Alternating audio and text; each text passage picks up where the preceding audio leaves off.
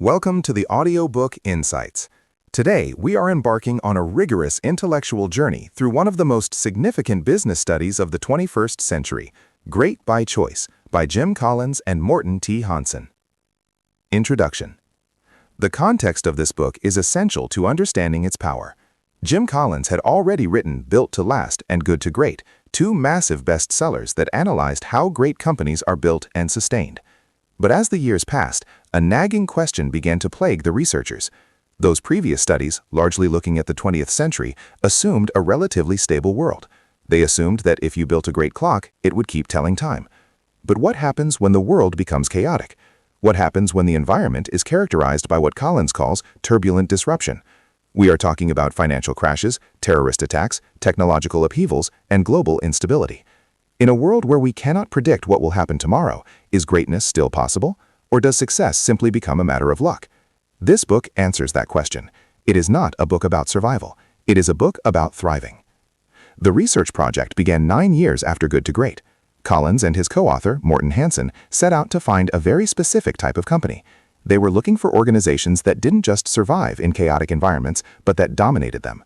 They started with a list of 20,400 companies. They filtered this massive list through a relentless set of criteria. First, the company had to perform at a spectacular level. They weren't looking for companies that just beat the market. They were looking for companies that beat their industry index by at least 10 times. They called these the 10Xers. Second, the company had to achieve these results during a 15-year period of extreme instability. The environment had to be out of their control, fast-moving and dangerous. Third, the company had to start from a position of vulnerability. They couldn't be established giants with endless resources. They had to be rising from the ground up, fighting for their existence. After sifting through the data, looking for these needles in the haystack, they found only 7 companies that met the mark. 7. These companies were Amgen, Biomed, Intel, Microsoft, Progressive, Southwest Airlines, and Stryker. To understand why these 7 succeeded, the researchers paired each one with a comparison company. The comparison company was in the same chaotic industry, had the same opportunities, and faced the same storms, but failed to achieve the same 10x results. For example, why did Southwest Airlines become the most profitable airline in history while Pacific Southwest Airlines collapsed, even though they were operating in the same deregulated, fuel crisis-ridden environment? Why did Microsoft become a global empire while Apple, yes, Apple, in its early turbulent years, struggled to maintain momentum? The introduction of this book sets the stage by shattering a common myth. We tend to believe that extreme chaos requires extreme action. We think that if the world is fast, we must be fast. If the world is radical, we must be radical. If the world is unpredictable, we must be risk-takers. The findings of this study prove the exact opposite. The leaders of the 10X companies were not the most visionary risk-takers. They were not the most creative. They were not the fastest. In fact, compared to their failed counterparts, the 10X leaders were often more conservative, more cautious, and more disciplined. They did not predict the future. They accepted that they could not predict the future, and they built systems designed to weather anything the future could throw at them. Greatness, Collins argues, is not a function of circumstance. Greatness, it turns out, is largely a matter of conscious choice and discipline. As we move through the chapters of this book, we will unpack the specific behaviors that distinguish the 10Xers. We will learn about the 20-mile march, the concept of fire bullets, then cannonballs, and the specific type of leadership required to navigate the death line. We will discover that while we cannot control the storms, we can control our ship, and if we build the ship correctly, the storm becomes irrelevant. Chapter 1.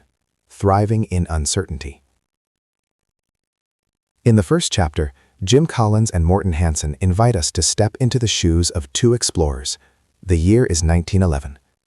2 teams are preparing for one of the most dangerous and ambitious journeys in human history, the race to reach the South Pole. This historical event serves as the perfect metaphor for the 10Xers. The environment is the ultimate test case for uncertainty. It is brutally cold, the wind is unpredictable, the terrain is treacherous, and there is absolutely no safety net. If you make a mistake, you don't just lose money, you die. The first team is led by Roald Amundsen. The second team is led by Robert Falcon Scott. Both men are experienced. Both men want to win, but their approaches are radically different, and those differences lead to radically different outcomes. Amundsen's philosophy was built on the assumption that things would go wrong. He didn't hope for good weather, he prepared for bad weather. When planning his food supplies, he calculated exactly what his men would need to survive. Then he multiplied that by 3. He studied the Eskimos to learn how to dress and move in the cold. He realized that dogs were the best way to pull sleds because, in a worst-case scenario, the weaker dogs could become food for the stronger dogs. Amundsen spent years obsessing over details. He made sure every single container of fuel was soldered shut so it wouldn't evaporate. He marked his supply depots with black flags on sticks placed miles apart, perpendicular to his path, so that if he was slightly off course in a blizzard, he would still spot the markers. Scott, on the other hand, planned for the best-case scenario. He calculated his food supplies based on ideal conditions. He brought just enough for a successful trip, with almost no buffer for error. Instead of dogs, he chose ponies. But ponies sweat, and in Antarctica, sweat freezes. The ponies struggled and died. He also brought motor sledges, early snowmobiles, but he hadn't tested them rigorously in extreme conditions. Their engines cracked within the first few days, becoming useless junk. Scott marked his critical supply depot with a single flag. If he missed it by a few hundred yards in a whiteout, he would starve. The result? Amundsen reached the South Pole on schedule. He and his team were healthy. They had so much extra food, they actually left some behind at the pole. They returned to base camp in high spirits. Scott reached the pole 34 days later, exhausted and demoralized, only to find Amundsen's flag waiting for him. On the return journey, everything unraveled. The ponies were dead. The men were hauling the sleds themselves. They ran out of food. They ran out of fuel. Scott and his entire team died in a tent just 11 miles from their supply depot. They died because they had no margin for error. Collins uses this tragedy to define the core distinction of the 10Xers. Amundsen represents the 10X companies. Scott represents the comparison companies. This chapter introduces the concept of fanatic discipline, empirical creativity, and productive paranoia. These are the 3 core behaviors that define the 10X leader.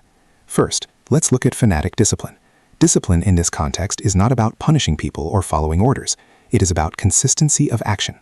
It is the ability to stick to your values, your performance standards, and your long-term goals, regardless of how much pressure you are under to deviate. Amundsen didn't panic when the weather was bad. He didn't get lazy when the weather was good. He stuck to his plan. The comparison companies, like Scott, lacked this discipline. They would overextend themselves when times were good and crash when times were bad. They were reactive, not disciplined. Second is empirical creativity.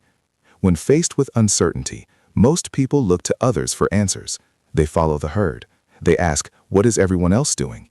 10Xers do not look to the herd. They look to the evidence. Amundsen didn't use dogs because it was traditional. He used them because he had empirically tested them and proved they worked. 10Xers are creative, yes, they innovate, but their innovation is always bounded by empirical evidence.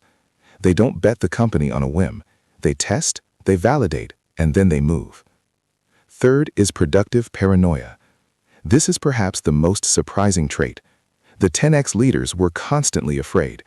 They were hypervigilant. They assumed that the market would crash, that competitors would attack, that the government would regulate them. But this fear wasn't debilitating, it was productive. It drove them to prepare. Bill Gates at Microsoft is a prime example. Even when Microsoft was dominating the world, Gates was terrified of the next thing that could kill them.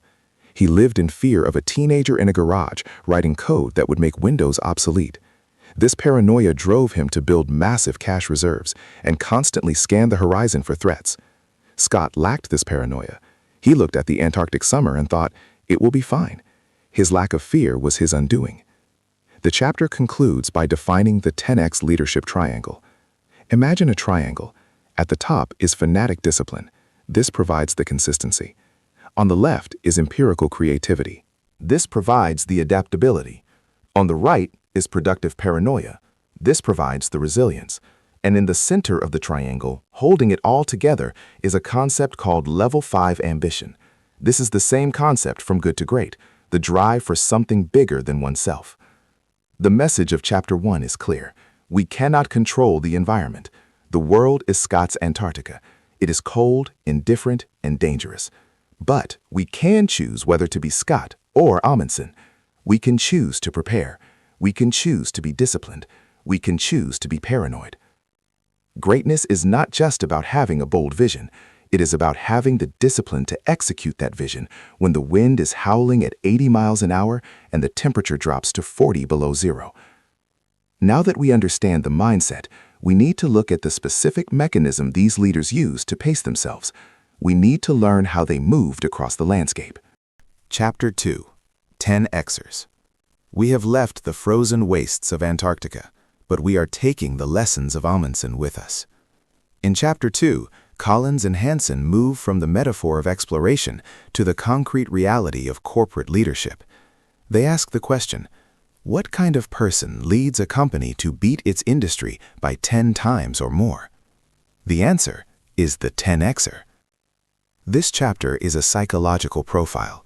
It dismantles the caricature of the successful entrepreneur.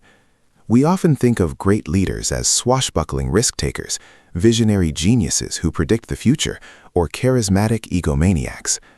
The data shows that 10Xers are none of these things. Instead, they are a bundle of contradictions. They are not defined by a single trait, but by a specific combination of traits that balance each other out. The chapter formally breaks down the 10X leadership triangle that was hinted at in the Amundsen story. We must examine each point of this triangle in the context of business history to understand why it works. The first point, fanatic discipline. The word fanatic is chosen carefully. 10Xers are not just disciplined, they are obsessive. They are nonconformists, not because they want to be different, but because they adhere to their own internal standards regardless of what the world is doing. Consider the example of Peter Lewis at Progressive Insurance. In the 1980s and 90s, the insurance industry was a herd. When the stock market was up, insurance companies would lower their prices to get more cash to invest. When the market was down, they would raise prices to cover losses. They were reactive. Peter Lewis refused to play this game. He set a fanatical standard. Progressive would maintain a combined ratio of 96. This meant that for every dollar of premium they took in, they would spend only 96 cents on claims and expenses, generating a 4-cent profit before investing the money. Lewis held to this number with religious intensity. When competitors slashed prices to grab market share, Lewis refused. He let customers leave. He let growth slow down. Analysts screamed at him, but he stayed disciplined.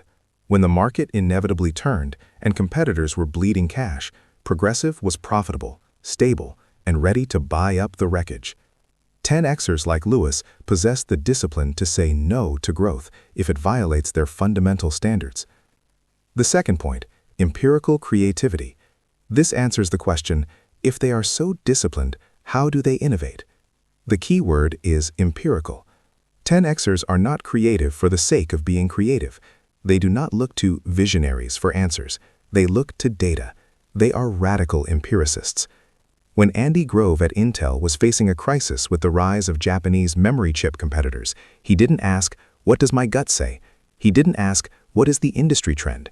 He looked at the hard data of Intel's own profitability.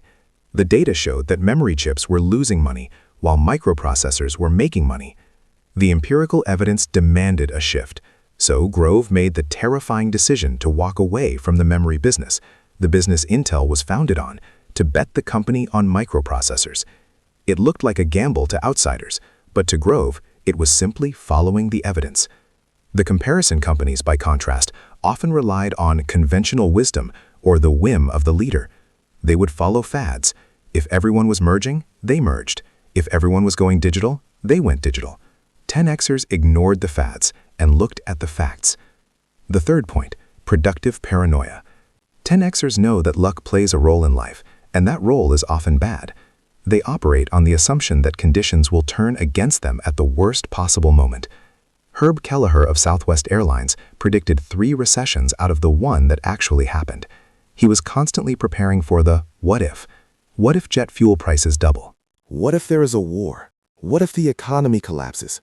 Because of this paranoia, Southwest maintained low debt and high cash reserves even when they could have borrowed cheap money to grow faster. They were mocked for having a weak balance sheet because they weren't leveraging their assets. But then, September 11th happened. The airline industry came to a screeching halt. Companies with high debt loads teetered on bankruptcy. Southwest, they had the cash to not only survive, but to keep flying, keep their employees, and emerge stronger. Their paranoia had purchased their safety. The glue, level 5 ambition. Holding these three contradictory traits together, discipline, creativity, and paranoia, is the motivating force of level 5 ambition. We saw this in Good to Great, but it is reiterated here. 10Xers are incredibly ambitious, but their ambition is channeled outward. It is for the company, the cause, the work, not for their own ego or bank account. This is what allows them to endure the pain of discipline. You cannot suffer through a 20-mile march just for a paycheck. You can only do it if you care deeply about the enterprise. This chapter concludes by emphasizing that 10Xers are outcome-focused. They don't just want to try hard, they want to win. But they understand that winning in a chaotic world requires a paradoxical blend of extreme caution and extreme boldness. Now that we have profiled the person, we must look at the method. How exactly does a 10Xer apply fanatic discipline to the daily grind of business? They use a strategy called the 20-mile march. Chapter 3, the 20-mile march. We now arrive at the central operating mechanism of the 10X company. If fanatic discipline is the character trait, the 20-mile march is the behavior that expresses it. To understand this concept, Jim Collins asks us to imagine a journey. Imagine you are standing on the west coast of the United States, looking at the Pacific Ocean. Your goal is to walk all the way to the East Coast, to Maine. It is a journey of 3,000 miles. You have two choices for how to approach this trek. Choice A is the fair weather walker. On days when the sun is shining, the temperature is perfect, and the wind is at your back, this walker gets excited. They push hard. They walk 40 or 50 miles. They exhaust themselves to take advantage of the conditions. But then, a storm hits. It rains for 3 days. The walker hunkers down in a tent and waits for the weather to clear. They walk 0 miles. When the sun comes back out, they realize they have fallen behind, so they sprint again.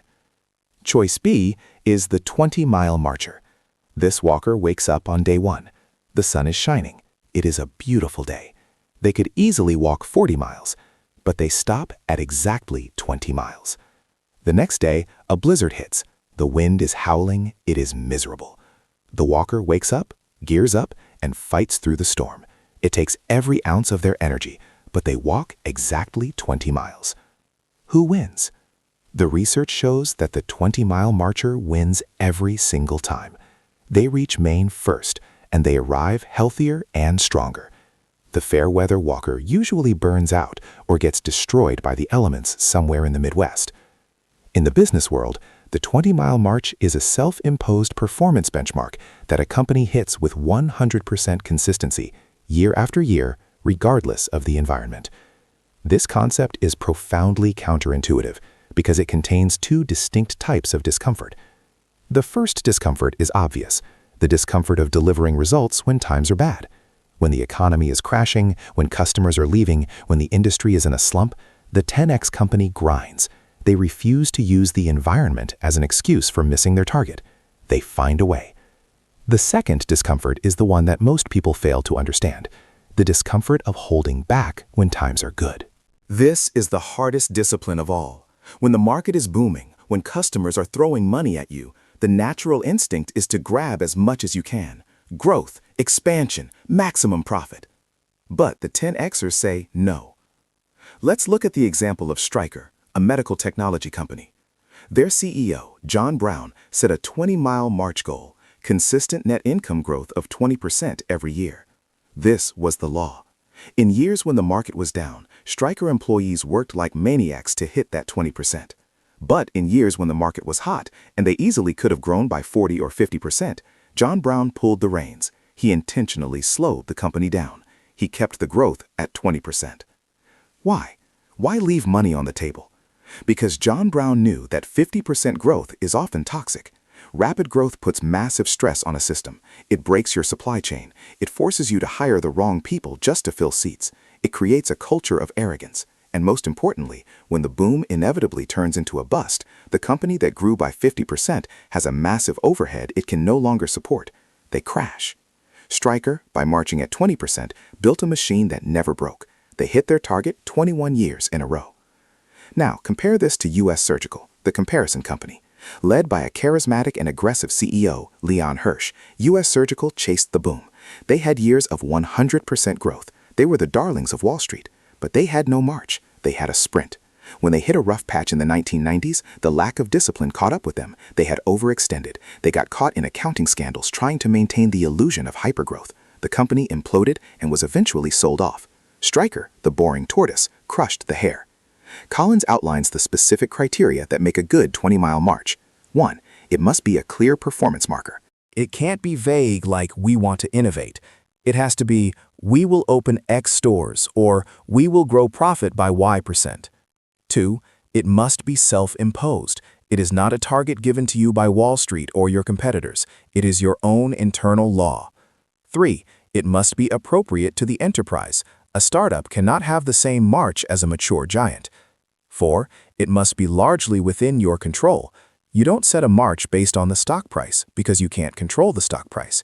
You set it on earnings, or product launches, or customer service scores. 5. The Goldilocks time frame. The march must be long enough to allow you to build momentum, but short enough to keep you focused. A yearly march is usually the standard. 6. Designed and self-imposed by the enterprise. 7. Achieved with high consistency.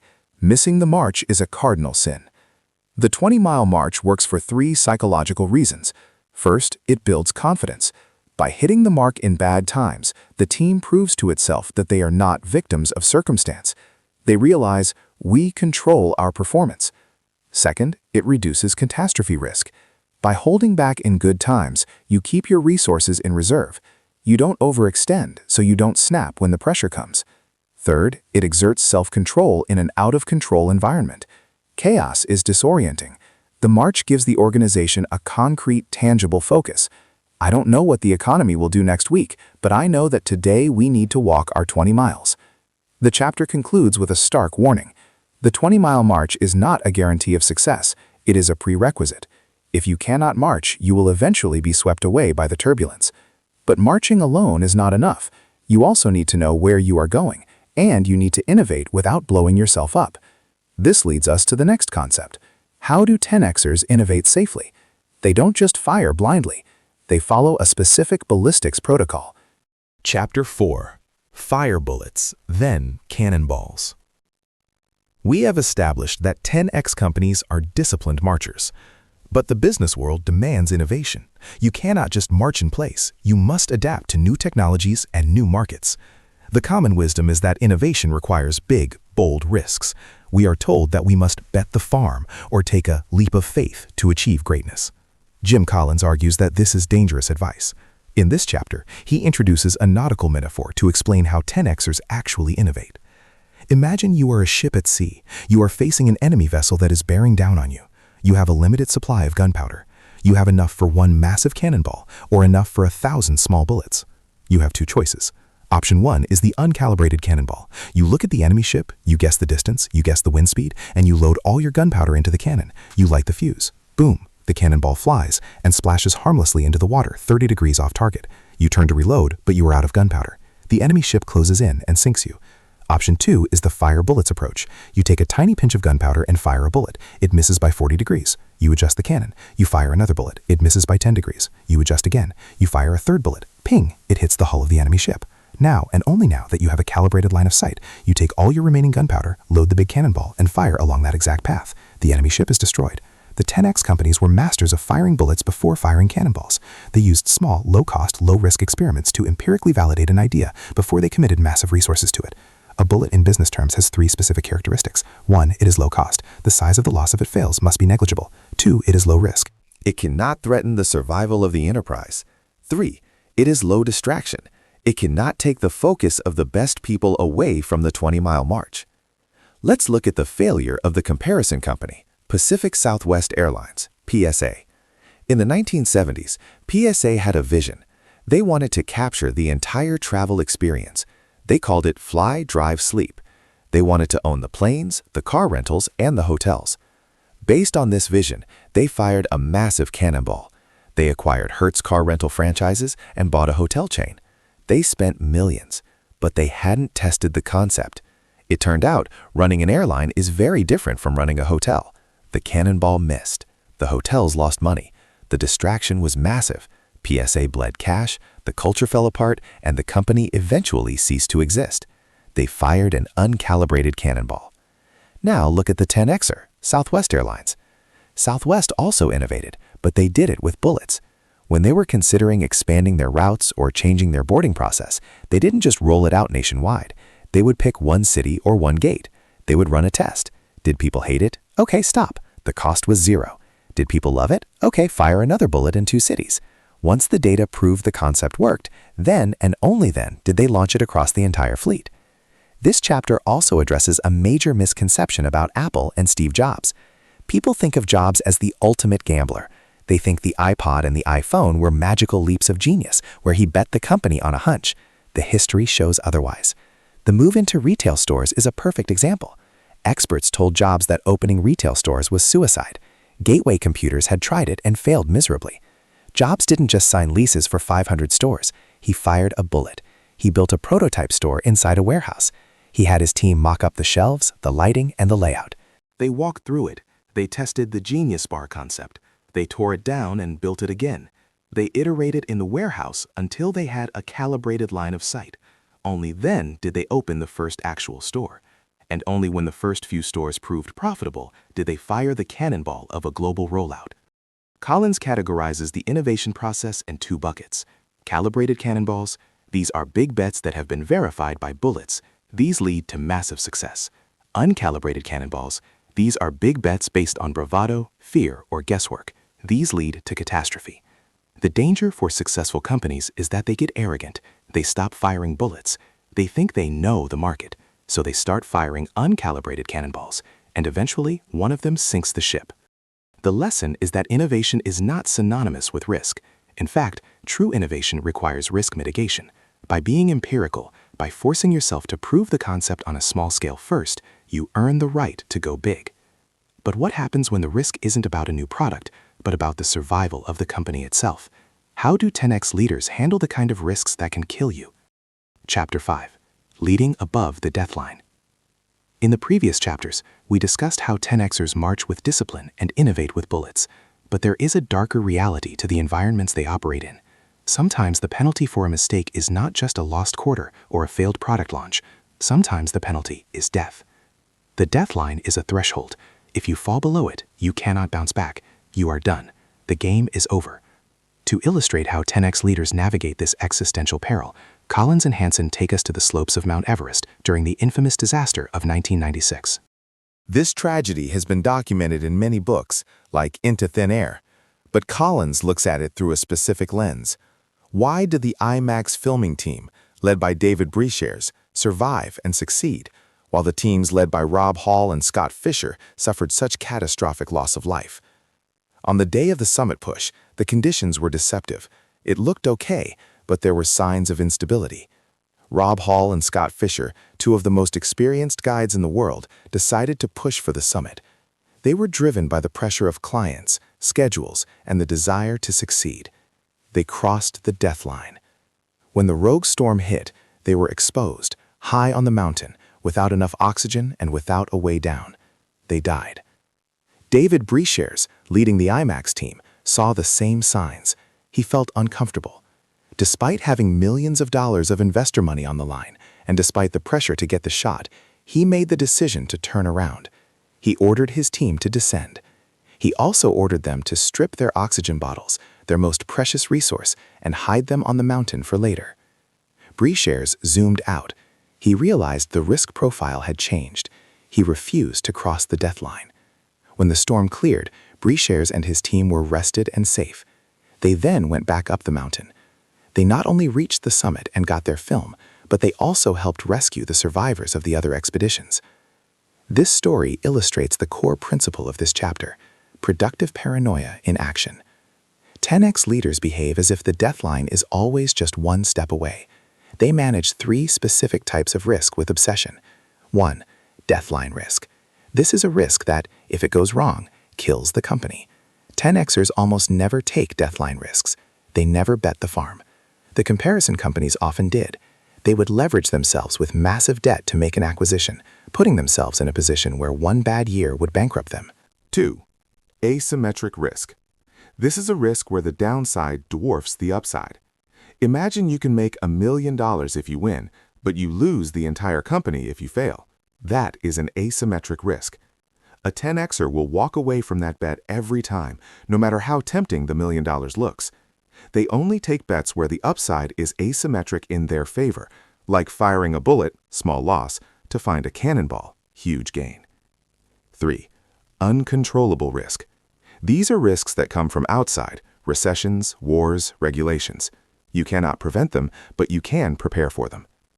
This brings us to the concept of buffers.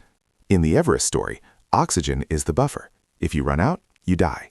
In business, the buffer is cash. The researchers found a startling difference in the financial habits of the companies. The 10Xers carried 3 to 10 times more cash relative to assets than the comparison companies. In modern finance theory, hoarding cash is considered inefficient. Investors hate it.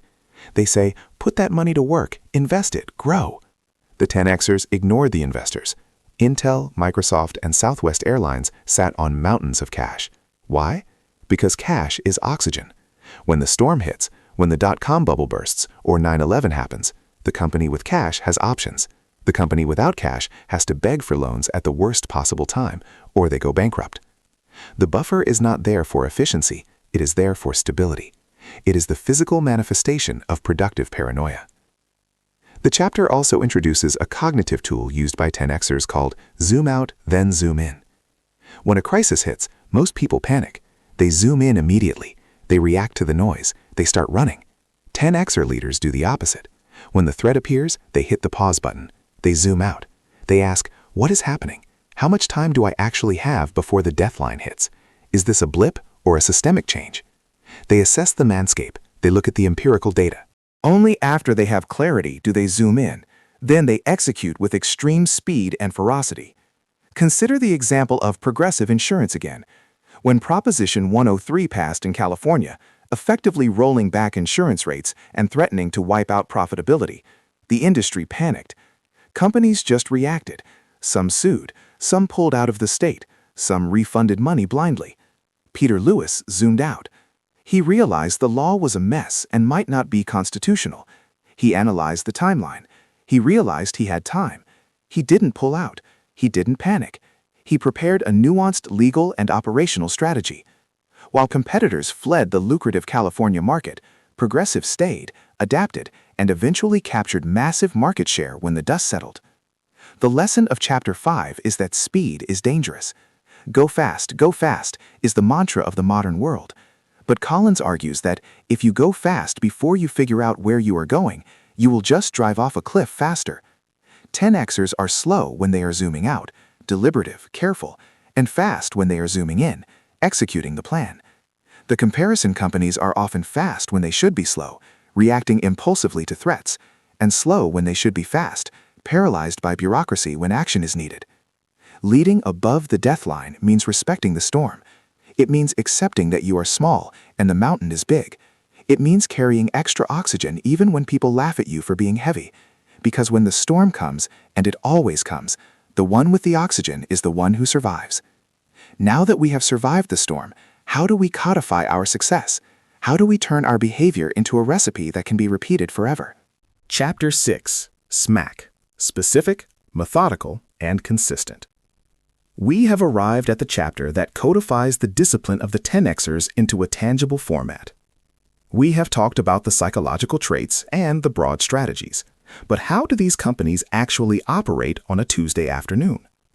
They operate according to a recipe. Jim Collins and Morten Hansen coin a term in this chapter, SMAC.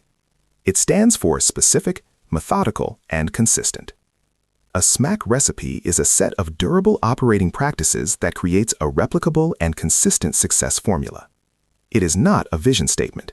It is not a list of vague values like integrity or innovation.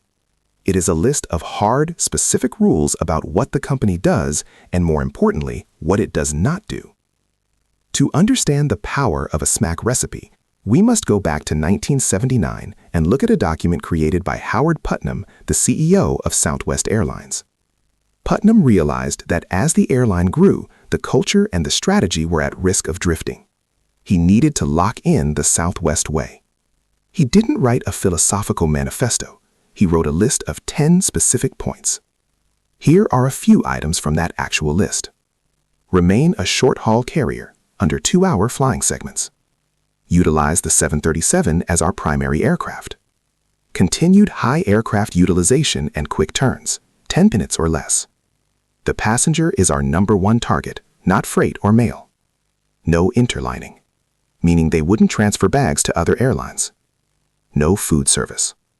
This list is boring, it is rigid, but it is magic. By defining exactly what they were and what they weren't, Southwest removed the need to make thousands of decisions every day. Should we buy a 747? Look at rule number 2. No. Should we offer meals on this flight? Look at rule number 6. No. This clarity allowed them to execute with blinding speed and efficiency. While other airlines were paralyzed by complex strategic debates, Southwest just followed the recipe. The most shocking finding in this chapter is the durability of these recipes. In a world of constant change, modern business theory tells us we must constantly reinvent our strategy. We are told to pivot and transform every few years. The 10Xers completely ignored this advice. The research showed that the 10X companies changed their smack recipes by only about 15% over the entire study period. The comparison companies changed their recipes by over 60%. Pacific Southwest Airlines, PSA, the comparison to Southwest, changed their recipe constantly. One year they were high frequency, the next they were long haul, the next they were trying to be a hotel chain. Every time the wind blew, they changed their sails. They got lost. Southwest, on the other hand, kept their recipe almost intact for 25 years. They held the recipe constant specifically to navigate the chaos of the environment. The recipe was their anchor. This leads to a crucial question. What if the world changes so much that your recipe becomes obsolete? If you never change, you die. Think of Kodak or Blockbuster. Collins argues that 10Xers do change their recipe, but they do it using a mechanism he calls amending the Constitution. Think of the United States Constitution. It is a rigid document. It provides stability. But it has a mechanism for change, the amendment. Changing the Constitution is difficult. It requires a supermajority. It requires debate. You don't just change it because the president woke up in a bad mood. 10Xers treat their smack recipe like a constitution. They exercise paranoia and empirical creativity to test if a change is needed. If the empirical evidence is overwhelming, they make a specific methodical amendment. For example, when technology shifted, Intel amended their recipe from memory chips to microprocessors, but they kept the rest of their smack recipe, manufacturing excellence, Moore's law pacing, aggressive pricing, intact. They didn't blow up the company, they amended one line of the code. The chapter also highlights the return of Steve Jobs to Apple as a triumph of SMAC. People think Jobs returned as a visionary inventor. Collins argues he returned as a disciplinarian. Before Jobs returned, Apple was a mess. They were licensing their software, they had dozens of confusing products, and they were losing money. They had no recipe. Jobs came in and reimposed the original Apple recipe from the early days.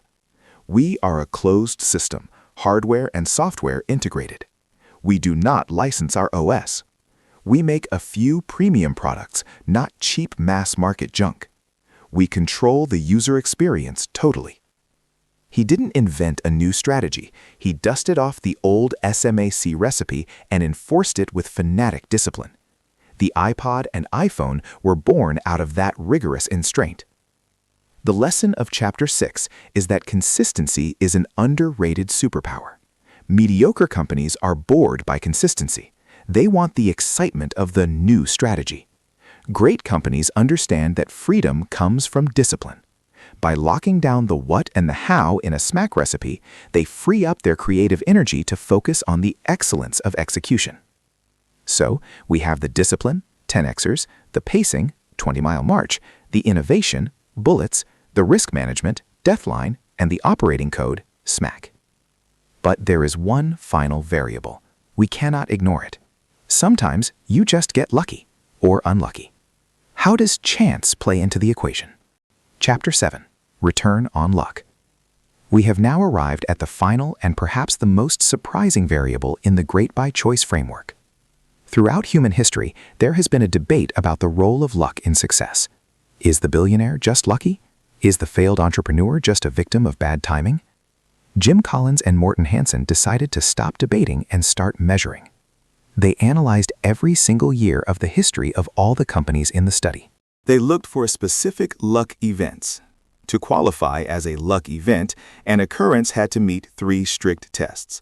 First, it had to be largely independent of the actions of the key actors. You didn't cause it. Second, it had to have a potentially significant consequence, good or bad. Third, it had to be unpredictable. For example, a sudden war is bad luck. A competitor unexpectedly going bankrupt and leaving you the market is good luck. The researchers hypothesized that the 10X companies would have substantially more good luck events and fewer bad luck events than the comparison companies. It seems logical. If you win big, you probably caught a few breaks, right? The data proved this hypothesis completely wrong. The 10X companies did not have more good luck. They did not have less bad luck. In fact, in some cases, the comparison companies had more good luck and better timing than the winners. The difference was not the luck itself. The difference was what the leaders did with the luck. This brings us to the concept of return on luck. Collins argues that luck is an event, but the return on that luck is a choice. You can get a high return on good luck or a low return. You can get a poor return on bad luck, capitulation, or a great return on bad luck, resilience. Let's look at the classic example of Bill Gates and Microsoft. People often say, Bill Gates was just lucky. He was born at the right time, he went to a private school with a computer, and he happened to read the popular electronics magazine about the Altair computer at the exact right moment. Collins agrees. That was luck. But here's the catch. There were thousands of other people who were the same age, had the same skills, and read the same magazine. The difference was not the luck event. The difference was that Bill Gates abandoned his plans, dropped out of Harvard, moved to Albuquerque, and worked 20 hours a day to write the software for that computer. He executed on the luck. He got a massive return on luck. The comparison people who had the same luck but stayed in school or didn't act got a 0 return on luck. Now let's look at the flip side, squandering good luck. The study highlights the comparison company, AMD, Advanced Micro Devices. In the mid-1990s, the market for chips was exploding. This was a massive good luck event for the entire industry. AMD had a superior chip design at the time. They had the wind at their backs, but they failed to execute. They had manufacturing problems. They couldn't deliver the chips on time. They missed the window. They had the winning lottery ticket in their hand, and they dropped it down the sewer. This is a poor return on good luck. It is the cardinal sin of mediocrity. But what about bad luck? The 10Xers shined brightest here. They were masters of getting a great return on bad luck. Recall the story of the 1996 Everest disaster from Chapter 5. The storm was a bad luck event. It hit everyone. But the IMAX team, because they were prepared, disciplined, and had buffers, survived the bad luck. Not only that, they used the tragedy to help others and eventually made a film that became the highest-grossing documentary of its time. They turned a disaster into a triumph of human spirit and commercial success. The comparison companies often let bad luck define them. They would say, "Oh, the economy crashed. That's why we failed." The 10Xers said, "The economy crashed. This is an opportunity to buy our competitors while they are weak." The chapter concludes with a profound realization about the nature of inequality. We often look at successful people and assume they had it easier. The evidence suggests that greatness is not a function of getting better cards. Greatness is a function of playing the hand you are dealt with fanatic discipline, empirical creativity, and productive paranoia. Luck runs out. It evens out over time. If you rely on luck, you will eventually fail. But if you rely on the discipline to capitalize on luck when it comes, you become anti-fragile. Epilogue, Great by Choice, Conclusion. We have reached the end of our journey. We have traversed the Antarctic with Amundsen, marched 20 miles a day with Stryker, fired bullets with Apple, and navigated the death line with David Brashears. What is the sum of all these parts? Jim Collins leaves us with a message of empowerment. We live in a world that teaches us we are victims. We are told that global forces, economic tides, and political chaos control our destiny. We are told that we are small and the world is big. Great by Choice offers a rebuttal based on rigorous data. The leaders in this study did not control the world. They were battered by the same storms as everyone else, but they rejected the idea that they were victims. They understood the 3 circles of the 10Xer. Fanatic discipline kept them on the path when they wanted to quit. Empirical creativity kept them alive when the world changed. Productive paranoia kept them safe when disaster struck. They operationalized these traits through the 20-mile march, consistent pacing, fire bullets then cannonballs, calibrated innovation, leading above the death line, building buffers and zooming out, smack, adhering to a specific recipe. And finally, they accepted that while they could not control their luck, they were 100% responsible for their return on luck. The title of the book is not accidental. Greatness is not a matter of circumstance. Greatness is not a matter of luck. Greatness is a matter of choice. It is the choice to walk 20 miles today, even though it is raining. It is the choice to say no to the quick buck. It is the choice to prepare for the storm that hasn't hit yet. As you step away from this audiobook insight, the question you must ask yourself is not, will I get lucky? The question is, am I prepared to be great? Thank you for listening to the Audiobook Insights. We hope this deep dive into Great by Choice has given you the tools to thrive in your own uncertain world.